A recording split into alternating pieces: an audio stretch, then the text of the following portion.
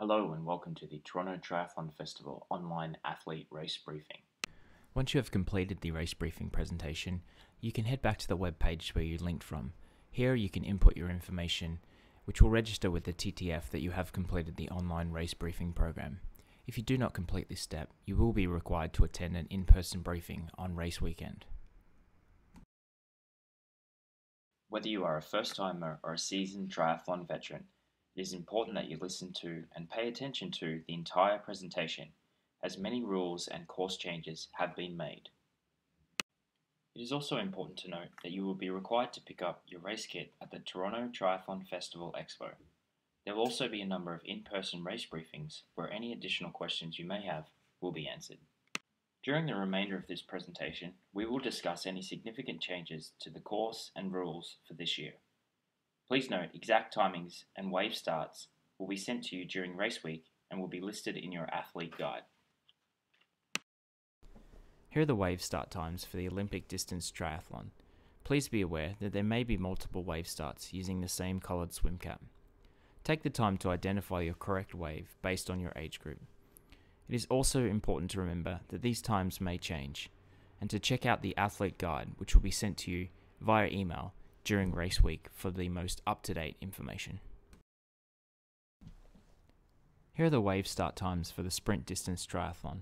Once again, check your start time based on age rather than the colour of your swim cap. Remember to double check your start time via the athlete guide or on site during the race expo and package pickup. Checking into the transition area can be both simple and daunting. Please take the time to become familiar with the entry point of transition and give yourself plenty of time on race day. When you arrive, please ensure you have your bike and helmet number already attached. We also ask that you have your body marking completed. This includes race number on both arms and your age on one calf. You will need your TTF wristband attached as well. In a new process for 2017, the TTF is welcoming SportStats as the official timing company. As such, you will receive your timing chip on Sunday morning as you enter transition. This will not be in your race packets, as was the case in previous years. Once inside transition, please find your designated space indicated by your race number. You will need to rack your bike by the seat. It is important for the safety and enjoyment of all participants that you only bring into transition the equipment that is essential for you to complete the race. Any additional items and your personal belongings can be left in the bag drop zone located inside the transition area. Medical and mechanical support is also available on race morning. Once your race is complete, you will need to return to transition to pick up your equipment and belongings. For Olympic distance competitors, transition will reopen once the final swimmer from the sprint distance race has left T1. Once the final sprint distance competitor is onto the run course, transition will be open to all competitors. Please be aware and respectful of others who are still competing. Feel free to give them a cheer or a high five for encouragement. The Olympic distance race is a 1-lap 1500 metre swim, 1-lap 40-kilometre bike, and 10-kilometre run consisting of 2 laps, making it a very spectator-friendly course. The Olympic distance bike course takes in the Gardner Expressway and Don Valley Parkway. Please stay right unless overtaking, and it's important to be aware of any slight inconsistencies in the road surface.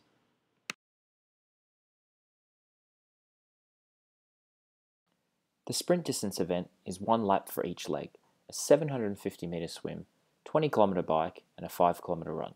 The finish line and Finish Line Festival is in Ontario Place.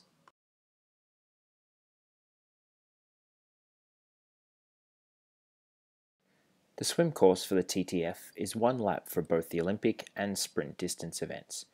It is important to keep all of the buoys on your left-hand side. All major turns will be indicated by green marker buoys, and the orange buoys are there to guide you.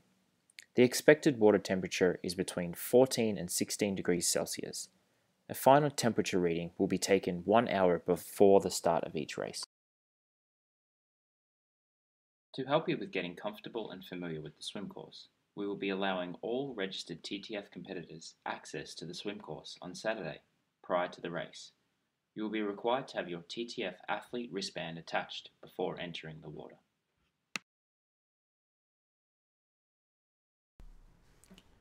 For this year's edition of the TTF, you will be able to participate in a swim warm-up.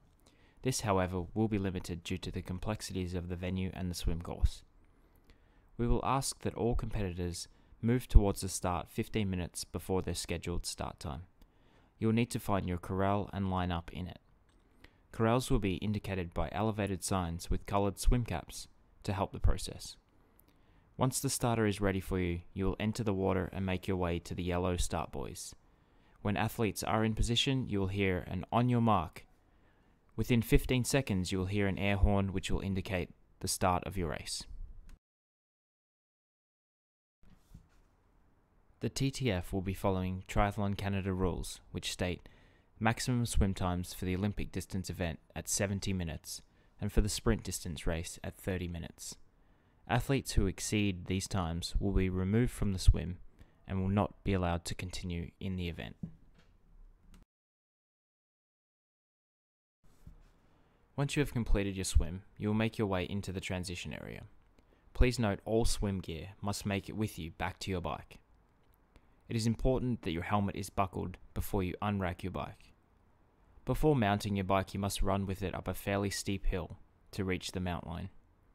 This line will be marked clearly on the ground, and officials with flags will be also indicating when it is okay to get onto your bike.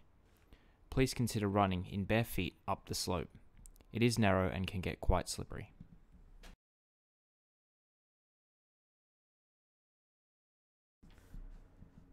Olympic distance competitors will enter the bike racks from the eastern side of transition. You'll run all the way through and head to the exit, which is in the northwest corner of the transition area. Please note that when crossing the bridge across Lakeshore Drive, it is a no pass zone for all competitors. Penalties will be enforced.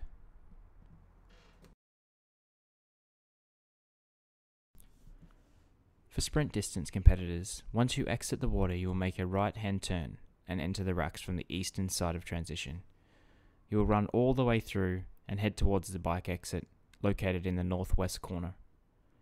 As previously mentioned, the no pass zone covers the entire length of the bridge. This ensures the safety and enjoyment of all competitors.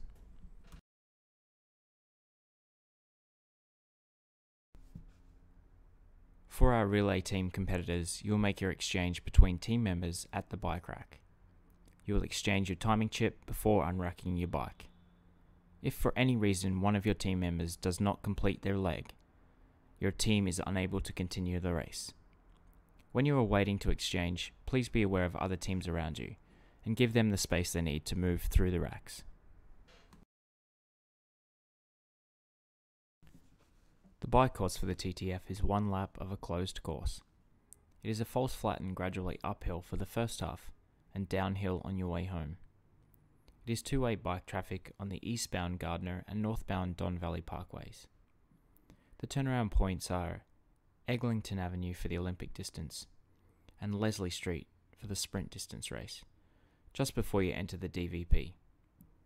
On your return to transition, you will head a short way west past Exhibition Place to Dowling Avenue before returning to transition. There is a sharp turn coming off the Gardner Expressway, which you will need to slow down to navigate. Please observe all on-course signs, including many indicating points where you need to slow down and use caution. Please be aware that this is a non-drafting race. The draft zone is 5 meters measured from your front wheel to the front wheel of the rider ahead of you. If you do come within the 5 meters of another rider, you have 20 seconds to complete the pass. If you are passed, you have 5 seconds to drop back out of the draft zone. If you are judged by an official to have infringed these rules, you will be notified on course, and you will need to report to the penalty tent, which is located just beyond the dismount line at the end of the bike course.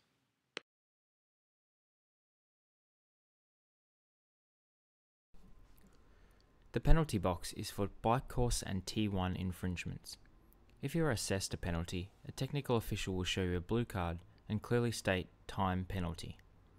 You must self-report to the penalty box and give your number to the attending official. Penalties are 2 minutes for the Olympic distance and 1 minute for the sprint distance. If you do not report to the penalty tent, you will be disqualified. If for any reason you are assessed more than one penalty during the event, you will automatically be disqualified. As Olympic distance competitors enter T2 after completing the bike leg, they will rack their bike in the designated space. You will then head to the center of transition area before making your way towards the run exit. It is important to know you must dismount your bike before entering transition. The dismount line will be indicated by officials with flags and will be clearly marked on the road.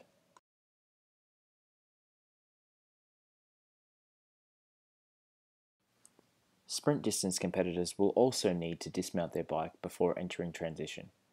The dismount line is at the top of the hill, indicated on the left-hand side of the map. Upon entering transition, sprint distance competitors will enter through the center of the bike racks, leave their bike at the designated space, before continuing through the transition and heading towards the run exit.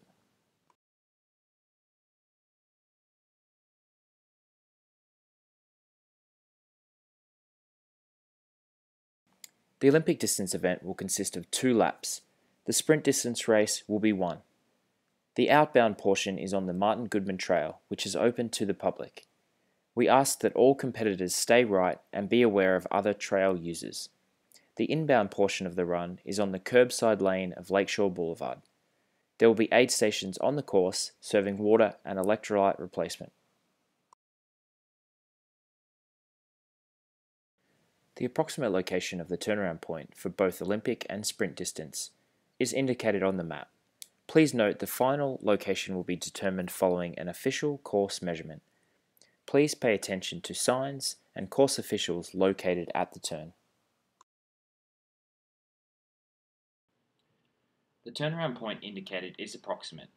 The exact location will be determined once the official course measurement has been completed. As mentioned, the Olympic distance race consists of a 2-lap run course. Upon completion of your first lap, you will make a turn at the location indicated on the map. This is also an approximate location, which will be finalized closer to the race. Please pay attention to signage and course officials during the event. This really is a fantastic achievement, and you should be proud of yourself for the hard work and sacrifice it takes to get to the start line. Enjoy the experience and don't forget to smile.